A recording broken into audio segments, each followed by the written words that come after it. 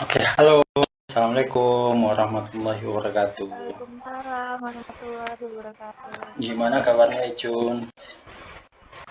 Alhamdulillah baik. Wah, gimana aktivitasnya kuliahnya? Ya, alhamdulillah.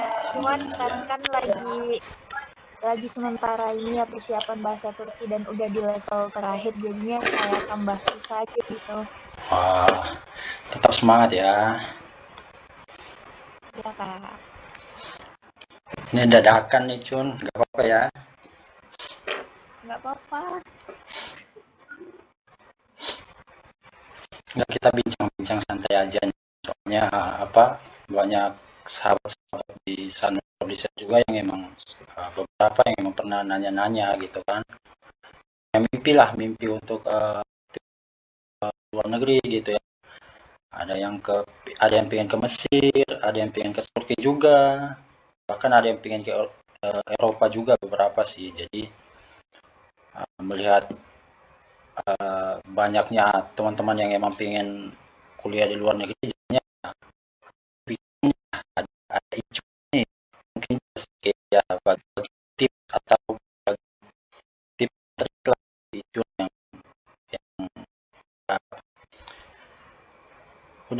udah berhasil ya, udah berhasil mulai napaki mimpi-mimpinya nih, satu demi satu anak tangga udah mulai bisa dijejaki. Uh, Ya, jadi aku nanya-nanya santai aja ya. siap siap siap. Oke.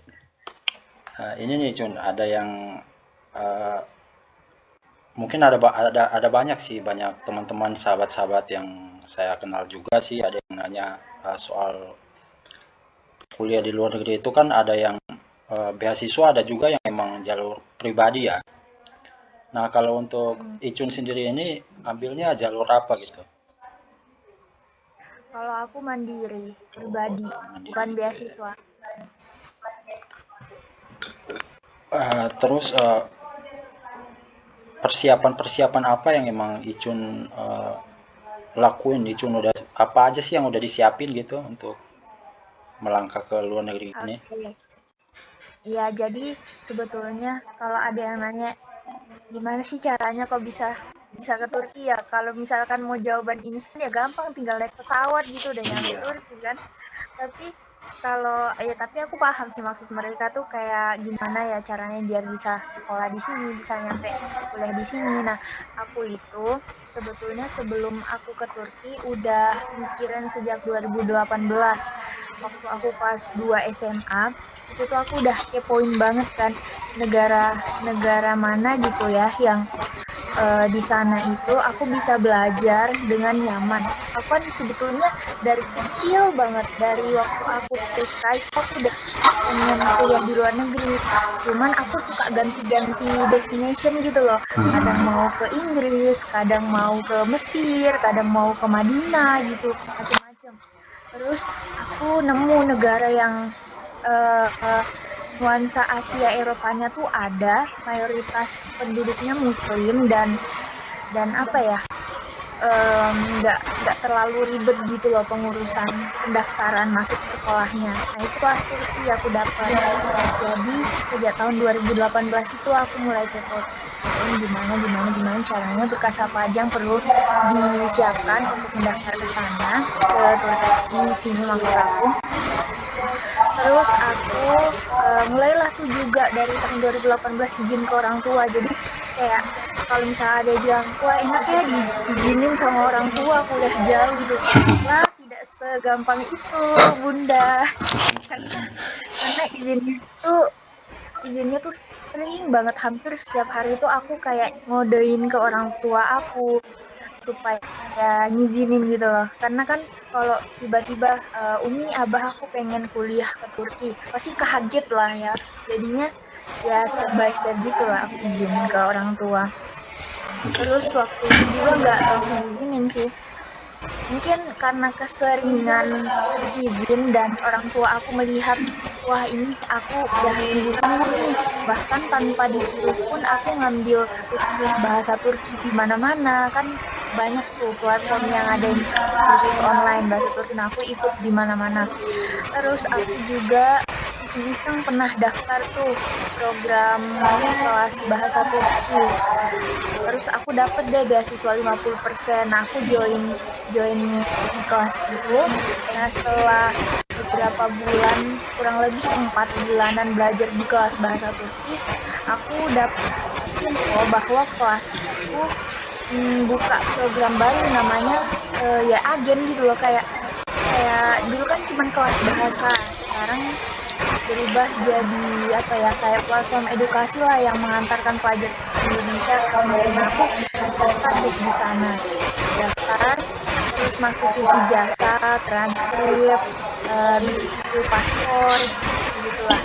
Nggak ada nilai-nilai itu, kalau nggak ada sertifikat juga, karena memang Turki itu tidak mewajibkan itu, kecuali yang pelamar beasiswa baru memasukkan sertifikat kalau ada.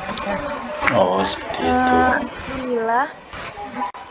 Alhamdulillah waktu aku daftar di agen itu, aku keterima di beberapa univ gitu, ada 5 kalau nggak 4 ya.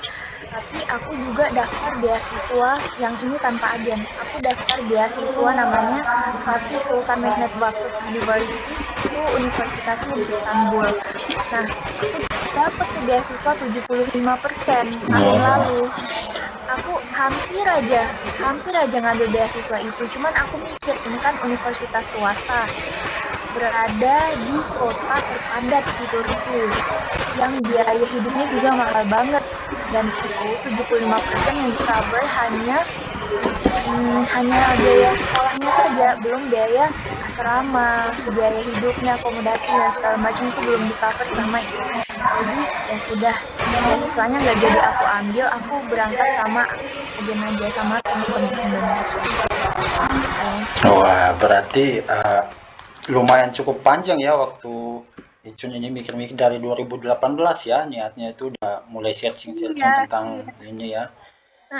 Kemudian apa tadi dengar-dengar tentang kelas sama agen gitu ya, ada yang kelas bahasa ya yang emang Turki pernah ikut apa Icun pernah ikut kan ya. Mungkin bisa resounding nggak ke apa kelas atau agen apa gitu. Mungkin ada teman-teman sahabat-sahabat di sini yang emang pengen kepo-kepoin juga gitu kan. Jadi biar mungkin ada yang tahu gitu. Ya, jadi nama Instagramnya itu @kelasbahasaturki.id. Oh gitu Kantornya ya. ada di Bekasi. Ya, Oke. kantornya ada di Bekasi. Nah, aku suka banget ya. sama KBT itu karena kelasnya beneran bagus banget gitu loh. Soalnya aku belajar di sana udah 2 level, dan alhamdulillah setelah diajar sama kelas bahasa Turki, aku sampai sini tuh udah paham gitu loh caranya beli makanan gimana, cara nanya-nanya di jalan gimana gitu. Jadi sampai Turki tuh nggak kaget, nggak sama sekali nggak tahu bahasa Turki gitu. Jadi apa berguna juga ya, jadi sangat membantu ya, nggak buta-buta banget saat sampai di Turki gitu ya. Iya. Terus tadi dengar-dengar Icun ngomong keterima beasiswa 70% ya di apa Fatih Sultan Mehmet University ya.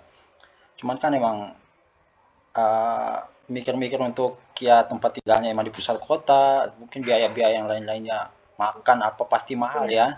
Jadi jadi apa ya, dilema juga mungkin saat itu ya. Dan terus saat ini memilih universitas saat ini, universitasnya universitas apa? Universitas negeri. Universitas negeri ya dia. Nama universitasnya Ankara Yıldırım Beyazıt University. Biasanya disingkat AIBU. Wah, namanya sulit juga ya. AIBU ya, oke. Iya. Ya, oke. Jadi kalau ini pertanyaan selanjutnya nih, ini mungkin agak sedikit berat juga ya, aku tanyain ini ya, cuman ya harus tanyain juga sih. Pengen tahu juga, aku pribadi pengen tahu juga apa Icun tentunya punya banyak teman dong yang emang kuliah itu di Indonesia ya, yang punya banyak kenalan ya yang kuliah di universitas di Indonesia. Nah, menurut Icun sendiri sih ya, yang saat ini udah di Turki, hal yang paling basic aja deh yang kira-kira membedakan pendidikan di Indonesia sama di Turki itu apa sih?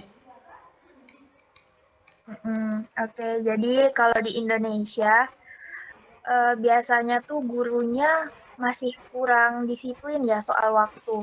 Misalkan jam pelajarannya jam 8, masuknya molor. Apalagi kalau online tuh, Iya, kadang gurunya malah yang nggak on cam, iya kadang betul. juga cuman formalitas apa ya, ngasih tugas. Guru-guru di Indonesia tuh kayak kayak gitu. Terus juga kayak kalau misalkan di perkuliahan tuh ada yang namanya skripsi-skripsi gitu kan. Nah, Iya di ya. Turki tuh nggak ada, Kak. Oh, nggak ada Nggak ya? ada skripsi. Nggak ada. Jadi adanya tuh project. Misalkan jurusan kuliah jurusan seni, nanti proyeknya ya tergantung dia kalau seni musik mungkin bisa bikin aransemen atau apa gitu. Jadi nggak ada makalah, nggak ada yang bikin kerja lembur gitu. Oh, jadi apa ya? Lebih lebih seru dong sebenarnya ya, lebih seru gitu kalau kalau itu emang lebih seru kelihatannya sih lebih enak sih aja. Nggak begitu bikin pusing lah. Jadi ya kalau anak seni mungkin buat instrumen ya mungkin kayak Icun kan sukanya ngegambar kayak gitu ya mungkin bisa aja ya menggambar, melukis seperti itu ya. Oh, Iya, jadi seperti itu ya. iya. Terus kalau di Universitas Indonesia kan ada BEM. Iya. Di sini tuh nggak ada, jadi nggak ada organisasi kampus. Adanya tuh kayak ekskul-ekskul gitu, tapi tuh di luar apa ya, di luar naungan kampus gitu. Terserah ada namanya di sini top luluk atau perkumpulan komunitas dan itu terserah mau masuk di mana saja, tidak ada paksaan, tidak mesti juga dia jurusan apa terus dia masuk ke situ, ya terserah gitu. Dan di sini nggak ada apa ya namanya tuh alma mater, nggak ada jas Oh, enggak, jas jas kampus. Jadi kalau kita ketemu sama mahasiswa di jalan, kita tuh nggak tahu, nggak tahu ya. kadang gendong tas gitu kan. Entah dia turis kah, kan di sini orang Turki mukanya mirip-mirip ya sama orang Arab, orang Eropa gitu. Banyak yang mirip itu, jadi nggak tahu dia mahasiswa atau bukan, apalagi nggak pakai jas ya. Kita nggak tahu dia dari kampus mana. Oh iya betul juga. Ya, jadi ini pengetahuan tambahan juga buat buat aku sih. Jadi aku juga baru tahu sih kalau emang nggak ada alma mater ya. Jadi ya mahasiswa manapun nggak tahu bahkan Iya. kita nggak tahu kita mahasiswa atau pelancong atau apa ya. Jadi ya seperti itu. Iya, terus ya kalau sistem pendidikan Turki sama Indonesia tuh yang beda juga ini. Selain nggak ada seragam di sini kan, kalau di Indonesia tuh semua dari TK ya bahkan tuh punya seragam sekolah masing-masing. Kalau di sini tuh enggak, Kak. Jadi terserah gitu sekolahnya mau ngasih seragam apa enggak. Kalau dari pemerintah nggak ada tuh hari Senin Selasa merah putih, hari Rabu Kamis batik, terus Hmm. Jumat Sabtunya pramuka, nggak ada kayak gitu di sini. Terus di sini tuh SD-nya 4 tahun, SMP 4 tahun, SMA 4 tahun, kuliah 4 tahun. Jadi 4 4 4 4 gitu. Wah lebih menarik sih ini menarik sih sebenarnya lebih apa menurut menurut aku pribadi ya ini menarik uh, lebih lebih baik lah menurut aku ya lebih baik dibanding yang ada di ya di negeri kita sendiri ya sekolah SD sampai harus 6 tahun, SMP 3 tahun, SMA 3 tahun, kuliah ya paling cepat ya 3,5 tahun atau 4 tahun lah ya.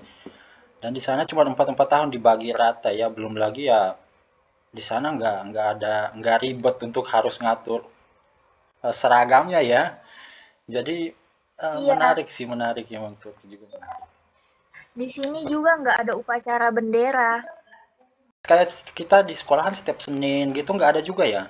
Iya, setiap ini nggak ada. Tapi mereka kan gini, mereka kan weekendnya ada dua. Terus hari-hari Hafta Ici itu ya lawannya weekend apa ya? Ya pokoknya 5 hari itu Senin sampai Jumat sekolah. Terus weekendnya Sabtu Ahad. Jadi dari TK sampai universitas itu punya 2 hari libur. Kecuali kayak universitas mana gitu yang pengen apa ya, tapi ini enggak semuanya sih, cuma dosen-dosen tertentu yang misalkan mau adakan jam tambahan di hari Sabtu, nah itu baru sekolah. Tapi kalau normalnya sih weekendnya 2 hari.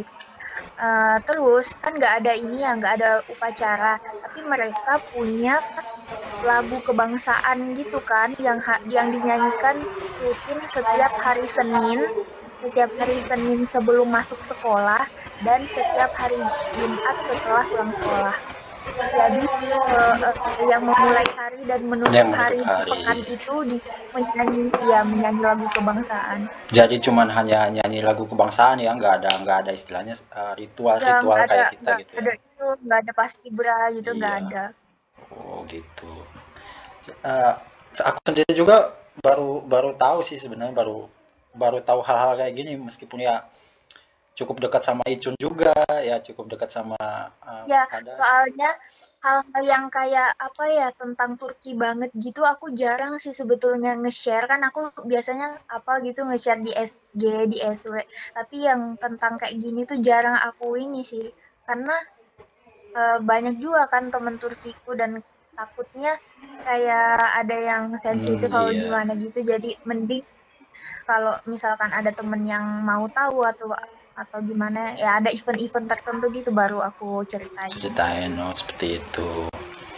Oke, banyak banyak yang ya mudah-mudahan dari sini banyak teman-teman yang bisa banyak tahu tentang Turki, dan mungkin yang teman-teman yang pengen kuliah ke Turki juga bisa sharing lah sama mungkin sama Icun juga nih, nanti ada Instagramnya di sini, nanti ya mau tukar pikiran sama Icun juga ya boleh aja nanti sahabat-sahabat.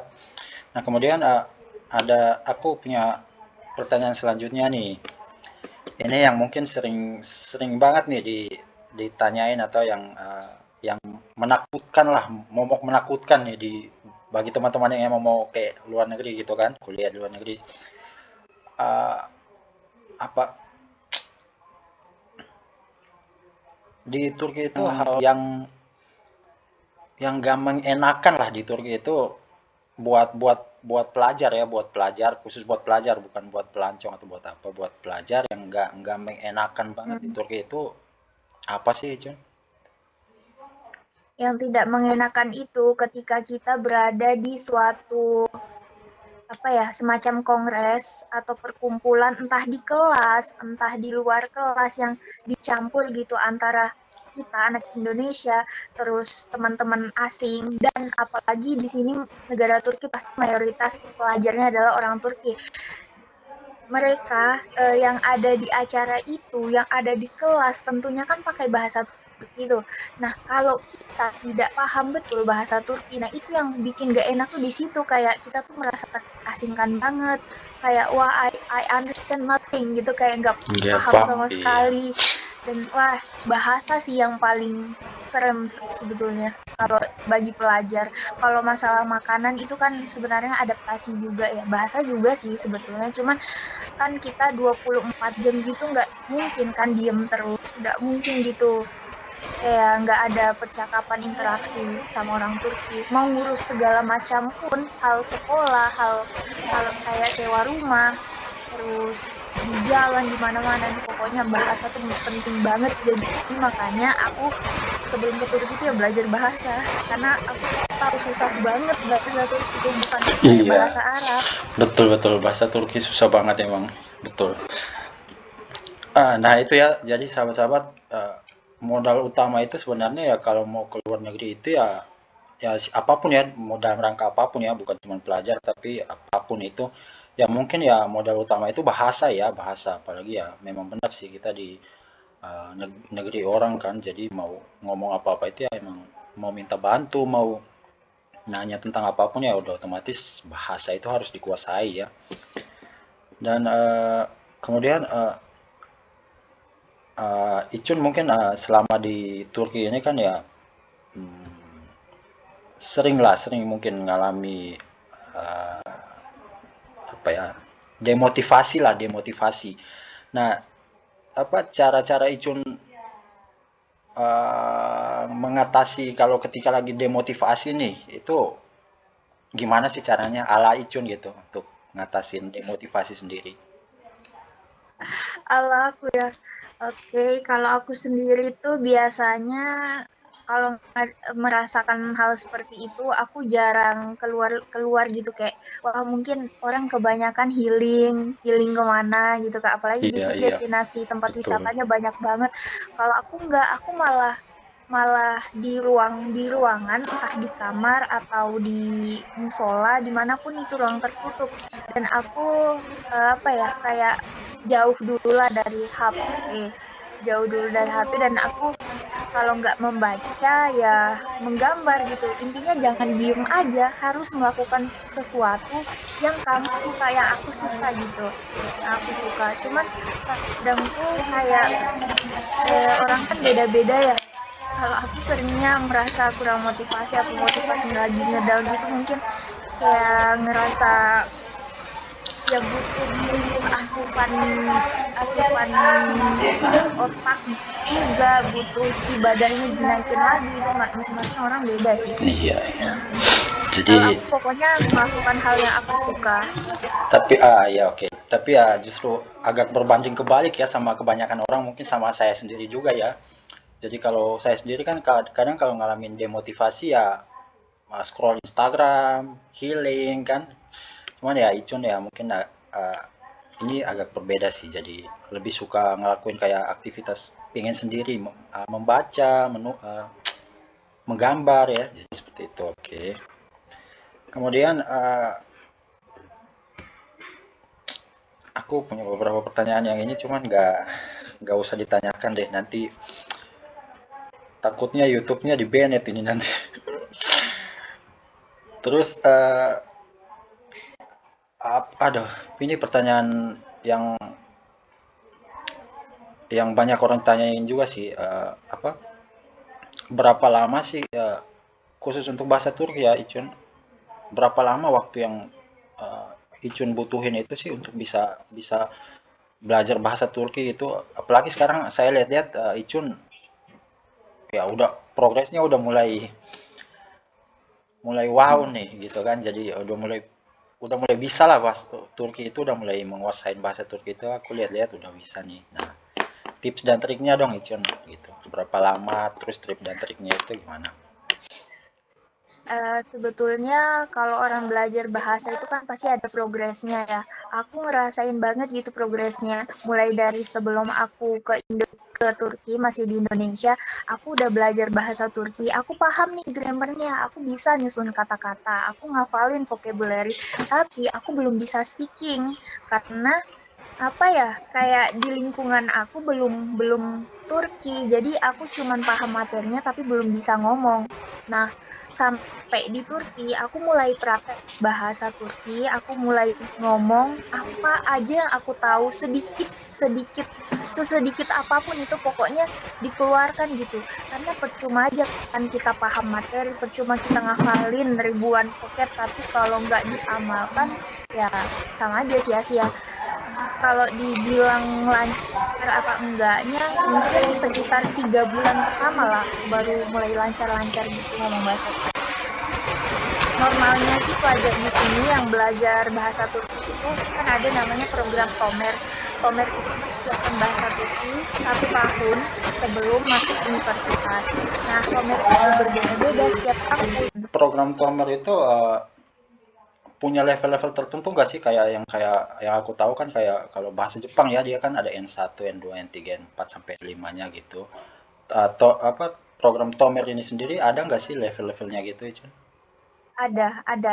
Dia ya ada kayak bahasa Inggris, bahasa Arab juga ada A1 sampai C2. Gini, A1, A2, B1, B2, C1, C2. Tapi kalau di Turki itu yang standar itu sampai C1. C1 baru bisa masuk ini, baru bisa kuliah.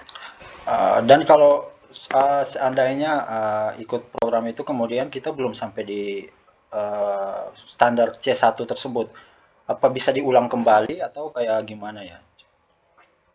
Boleh diulang lagi, tapi kita bakal telat pelajaran kampus.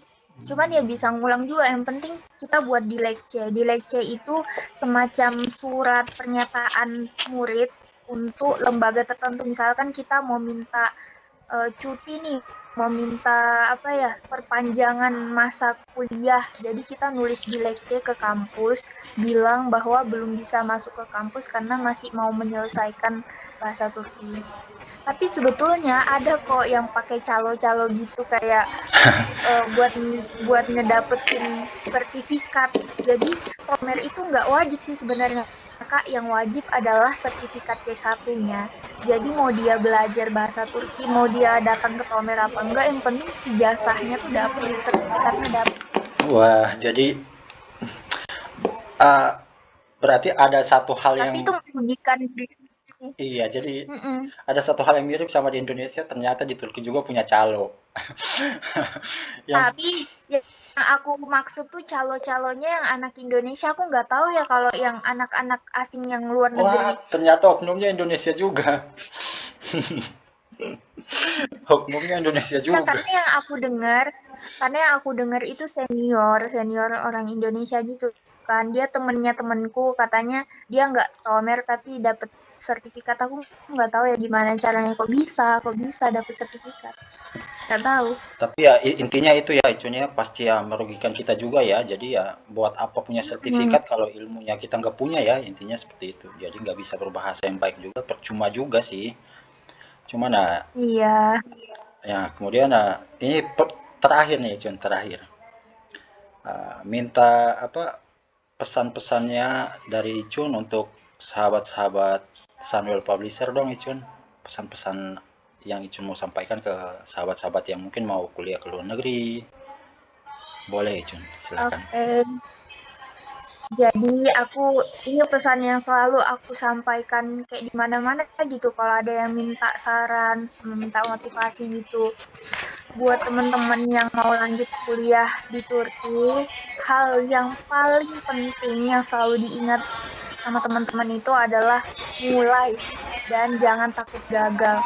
Karena orang yang memulai, orang yang berani mencoba, misalkan dia apa ya di tahap selanjutnya dia gagal, nggak apa-apa, teman-teman ada pengalaman dan dari kegagalan itu teman-teman tahu, oh aku gagal mungkin kesalahanku di sini, dan kegagalan itu bisa dijadikan pelajaran gitu loh untuk menjadi lebih baik ke depannya supaya nggak gagal lagi. Karena gini, orang yang memulai, orang yang apa ya, dia tuh lagi mau daftar kuliah di luar negeri itu ibaratkan orang yang ikut lomba. Yang satunya ada dua orang, yang satu dia mendaftar, yang satunya nggak mau daftar lomba itu. Nah, yang satu walaupun dia belum tentu menang, dia ada kemungkinan menang. Sedangkan yang nggak mendaftar itu mana mungkin menang kan? Betul Tuh, sekali, luar mustahil. biasa. Jadi teman-teman sembari menyiapkan berkas, sembari izin ke orang tua, ya jangan lupa kalau ada deadline kampus mana gitu, silahkan daftar, silahkan dicoba. Tuh, kan kita nggak tahu rezekinya orang. Oke, terima kasih Cun. Banget. Jadi pesannya itu ya mulai ya, harus mulai, jangan takut gagal teman-teman. Jadi kita nggak akan tahu kalau kita belum pernah mau memulai ya Cun. Jadi ya analoginya seperti tadi, Mm, ibarat lomba ya. Jadi yang ikut meskipun dia kalah juga dia masih punya peluang untuk menang karena emang dia ikut daripada tidak sama sekali ya Cun ya. iya, Luar betul biasa. sekali. Jadi malam hari ini luar biasa banget nih. Jadi Icun terima kasih banget udah mau jadi narasumber pertama di podcast ala-ala Sunwell Publisher. Semoga kedepannya nanti kalau emang banyak teman-teman yang masih mau tanya-tanya banyak hal lagi nanti ya jangan bosan-bosan ya kalau kalau kita Iya, undang lagi. siap-siap. Thank you banget Icun atas Ini waktunya aja dan Kak, kalau misalkan ada yang mau tanya yang kayak sensitif-sensitif gitu, silahkan DM aku aja biar aku jawab via chat. Kan kalau mungkin ada yang pengen nanya sesuatu yang bikin dia penasaran banget tapi nggak bisa kita obrolin iya secara publik kayak betul gini, iya bisa betul. DM aku. Oke, jadi itu ya. Jadi sahabat-sahabat, nah nanti Instagram Micun aku pin di sini, nanti bisa di-follow. Jadi ada pertanyaan-pertanyaan yang memang nggak bisa dibahas di publik, bakal bakal langsung dijawab sama beliau langsung ya, sahabat-sahabat. Jadi nggak usah inilah. Dan Icun ini adik yang asik, teman yang asik, orangnya asik dah pokoknya. Thank you banget Icun atas waktunya. Semoga sehat-sehat. Semangat kuliahnya dan semoga ilmunya nanti kelak bermanfaat untuk nusa bangsa juga agama. Amin. Amin. Oke. Bye. Assalamualaikum warahmatullahi wabarakatuh. Waalaikumsalam warahmatullahi wabarakatuh.